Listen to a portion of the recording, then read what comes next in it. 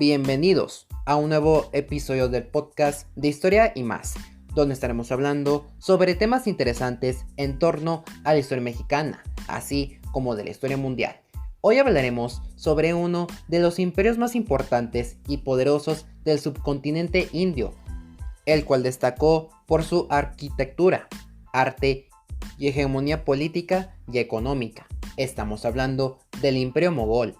En este episodio veremos el origen de este imperio histórico, los emperadores que gobernaron la región, así como lo que ocurrió durante sus reinados, y la caída del mismo a mediados del siglo XIX.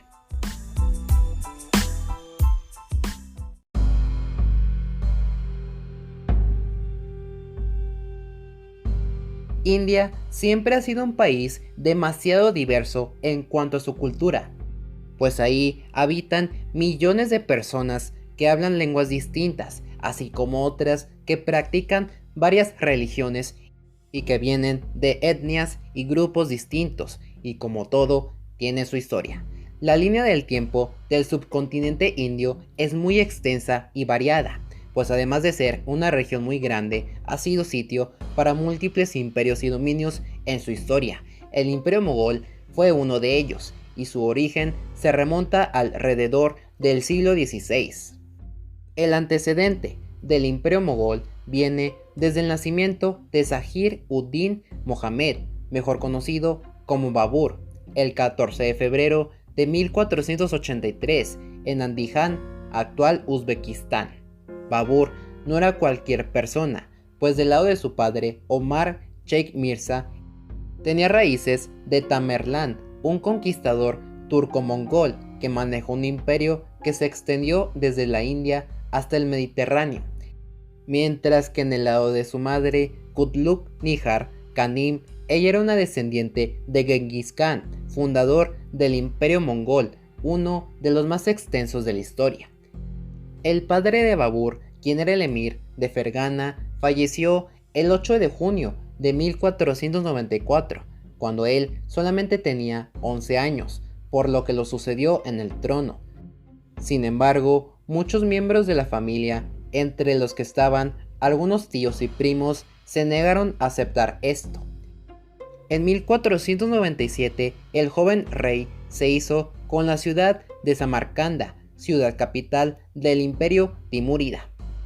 Esto causó la revuelta de sus familiares en Andijan, por lo que tuvo que defender sus raíces, pero al costo de perder Samarcanda. Para 1501, Babur había controlado ambas ciudades, pero en ese año se enfrentó a las tropas de Mohammad Shaybani, un líder uzbeco, en una batalla en la que este último ganó y se llevó el control de Samarcanda, por lo que Babur tuvo que exiliarse de su tierra natal en busca de nuevos lugares en donde vivir temporalmente, para así obtener apoyo para su causa. Este fue el caso de la ciudad de Kabul, actual Afganistán. En 1510, Shaybani falleció, por lo que las puertas para consolidar su venganza militar estaban abiertas. Y para llevar a cabo esto, salió con los turcomanos y los persas. Pese a eso, Babur no fue capaz de retener Samarcanda, pues en 1512 salió expulsado de la ciudad. Babur, al ver que Samarcanda ya no valía la pena ser reconquistada, fijó sus ojos en otra región importante, la India. El conquistador realizó varias expediciones hacia esta región de Asia, pues su mayor anhelo era obtener la región del Punjab y también derrocar al sultán de Delhi, Ibrahim Lodi, quien tenía a su gente en la miseria, desigualdad y tiranía. La primera expedición ocurrió en 1519, y en esta Babur invadió los poblados de Bera y Kushab, y también exigió a Lodi que devolviera las tierras que antes pertenecían al imperio timúrida. Dicha demanda no fue cumplida, y el conquistador volvió a Kabul poco después. Ese mismo año emprendió su segunda expedición, en la que llegó hasta Peshawar, actual Pakistán, pero Babur tuvo que dejar la ciudad atrás debido a unas revueltas y disturbios en Bajashan, actual Afganistán. En 1520 emprende su tercera invasión, en la que reconquista Bera, toma Sialkot y la ciudad de Shajiput, actual Eminabad, Pakistán, siendo la última ciudad que vio violencia, sangre y represión durante la invasión comandada por Babur. Pasarían 4 años para que Babur invadiera la India nuevamente, pero en esta ocasión será invitado por Daulat Khan Lodi, un gobernador afgano, para que hiciera esta misión. Babur invadió varias ciudades como Lahore y Dipalpur, y como resultado del esfuerzo de sus tropas, gran parte de Punjab quedó controlada por este conquistador. Poco después, Babur y Daulat Khan se distanciaron por diferencias en cuanto a la región invadida de Punjab, pues Daulat quería gobernar el lugar, pero Babur la repartió y se quedó con el resto. Daulat peleó contra él y fue derrotado. Más tarde, Babur salió con algunas figuras importantes, como el hijo de Daulat Khan, Dilawar Khan, y el tío de Ibrahim Lodi, Alam Khan, para el siguiente combate, pero estos fueron derrotados por Daulat, por lo que Alam y Babur hicieron un tratado en el que se acordó que Alam obtendría Delhi, mientras que Babur controlaría el Punjab a cambio. Alam rompió el acuerdo después de aliarse con Daulat, quienes fueron derrotados por Lodi. Esto provocó la expulsión de mogoles de Punjab por órdenes de Daulat. De esta manera se da la quinta y última invasión de la India por Babur en noviembre de 1525, en la que nuevamente luchó contra Daulat Khan y aliados. Pero después de que su ejército se haya disuelto con la aparición de Babur, Daulat se disculpó con el conquistador y se reconciliaron. Más tarde, Daulat falleció. En abril de 1526 se desata la primera batalla de Panipat entre tropas de Babur e Ibrahim Lodi. Del lado del primero había 24.000 soldados, mientras que Lodi tenía a su cargo a más de 100.000 y 1.000 elefantes adicionales. Sin embargo, Babur tenía artillería, algo que Lodi carecía. La batalla fue una victoria para Babur, mientras que para Lodi fue una derrota, pues alrededor de 20.000 de sus soldados, incluyéndolo, murieron.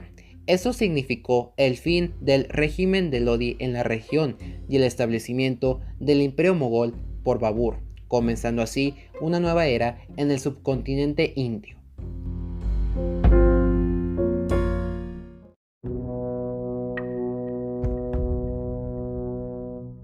El imperio mogol se fundó en 1526 con la derrota de Ibrahim Lodi, convirtiendo a Babur en el primer líder de la dinastía imperial, pero su trabajo aún no acababa, pues amasó algunas rivalidades con varios grupos como los Rajputs, a quienes se enfrentó en la batalla de Kanwa el 17 de marzo de 1527 y que posteriormente le permitió conquistar y controlar el norte de la India, actividad que realizó hasta el 26 de diciembre de 1530, cuando murió.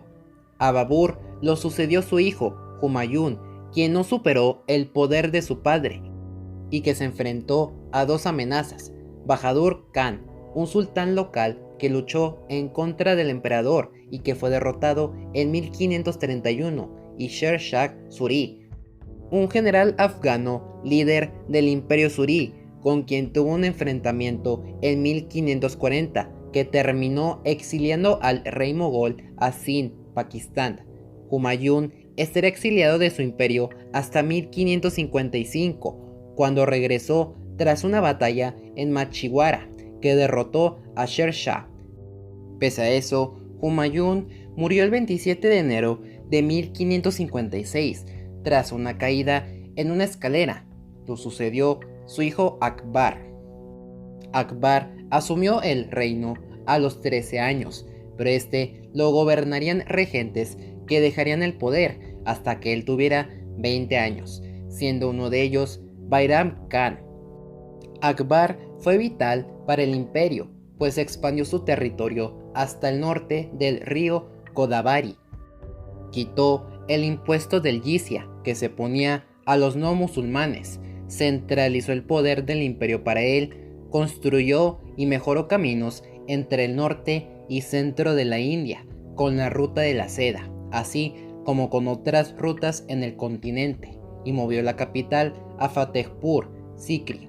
Pero lo más importante fue la libertad religiosa que otorgó, pues como se dijo, removió el jizya, se casó con una princesa hindú y fundó una corriente religiosa conocida como Din y Ilahi, que combinaba elementos del Islam, hinduismo, cristianismo y zoroastrismo. Akbar fue sucedido por su hijo Jahangir en 1605, quien siguió la labor de su padre al conquistar más territorio en el centro de la India. Durante su reinado mantuvo buenas relaciones con los hindúes, cristianos y judíos, pero no con los sikhs, cuya religión estaba creciendo. Jahangir fue un apasionado por la pintura, por lo que exaltó la práctica de la pintura en miniatura. También, durante su reinado, la Compañía Británica de Indias Orientales estableció una de sus primeras bodegas en el oeste del subcontinente, en Surat. En 1627, Shah Jahan asume el trono y él hizo varias conquistas al sur de la India, agrandando el imperio, pero iniciando una política que solo toleraba al Islam como religión única. Es así como múltiples templos e iglesias empezaron a ser destruidas y el jizya fue restablecido. El reinado de Jahan destacó por su interés en el arte y la arquitectura, siendo las construcciones más importantes el Jama Masjid y el Fuerte Rojo de Delhi. Pero la que destacó más fue el Taj Mahal, un templo hecho de mármol blanco, que fue construido por el rey como una tumba para su esposa, Mumtaz Mahal. En 1657 el rey enfermó y sus 4 hijos se convirtieron en los posibles herederos al trono, siendo Aurangzeb quien se llevó el honor, y cuando este asumió el poder mandó a encarcelar a su padre, quien murió encerrado en el Fuerte Rojo en 1666. Fue durante su mandato que el imperio alcanzó la cúspide territorial, pues se expandió aún más hacia el sur, y también siguió con la política represiva en contra de aquellos no creyentes en el Islam, reprimiéndolos más fuerte que otros. Durante el reinado de este emperador, el imperio mogol se convirtió en uno de los más ricos y poderosos del planeta, pues para 1700 las riquezas valían cerca de 21 billones de dólares actuales. Aurangzeb cometió el grave error de no introducir a sus hijos a la política, ya que después de su deceso en 1707, la hegemonía mogol empezaría a decaer.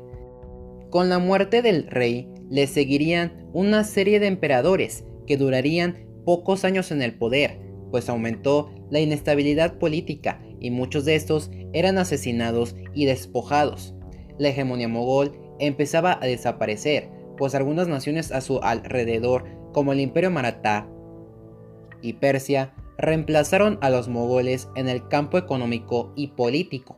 Ejemplo de esto fue la invasión persa a territorio mogol en 1739, siendo liderada por Nader Shah, Shah de Persia. En dicho evento, el monarca invadió y saqueó la ciudad de Delhi, así como sus alrededores.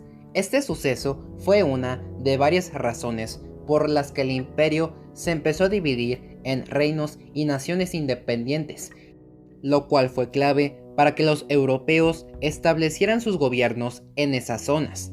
Con los años, los ingleses amasarían gran poder y estabilidad con la Compañía de Indias Orientales en territorio indio, pues controlaron los recursos naturales y minerales de la región, lo cual traería numerosas diferencias entre los nativos habitantes del subcontinente y los europeos conquistadores. Esto culminó en varios enfrentamientos, como la batalla de Plassey el 23 de junio de 1757, entre tropas inglesas de Robert Clive y soldados fieles a Siraj ud-Daula, quien era el Nawab de Bengala. El conflicto acabó en una victoria inglesa, y en el inicio de la hegemonía británica en la India. El 19 de noviembre de 1806, el rey Shah Alam II fallece y lo sucede su hijo Akbar Shah II. Pero para ese entonces, el control sobre la India ya no le pertenecía en sí a los mogoles y vecinos, sino a los ingleses, por lo que podemos considerar a este rey y sus sucesores como meros títeres de la Compañía de Indias Orientales. La historia del Imperio Mogol terminaría a mediados del siglo XIX, con el inicio de la Rebelión India de 1857, el 10 de mayo de ese año, en la que varios indios miembros de las Fuerzas Armadas de Inglaterra se rebelaron ante sus amos y jefes por las malas condiciones en las que estaban y eran tratados. Una de las causas inmediatas de la revuelta fue el uso de grasa de cerdo y de vaca para los cartuchos que se usaban para recargar sus armas, algo que los indios, entre los que se encontraban hindúes y musulmanes, no podían aceptar. La rebelión acabó en una derrota para los indios y en la rendición del último emperador mogol, Bahadur Shah Zafar, en el templo de Humayun, en Nueva Delhi, en septiembre de 1857. Es así como el imperio terminó, el que alguna vez fue una tierra majestuosa, llena de prestigios y lugares llenos de cultura, arte y riquezas, ahora era la sombra de lo que fue en el pasado y lo que ocurriría con las tierras de los mogoles, así como el destino de la familia real sería decidido por los ingleses.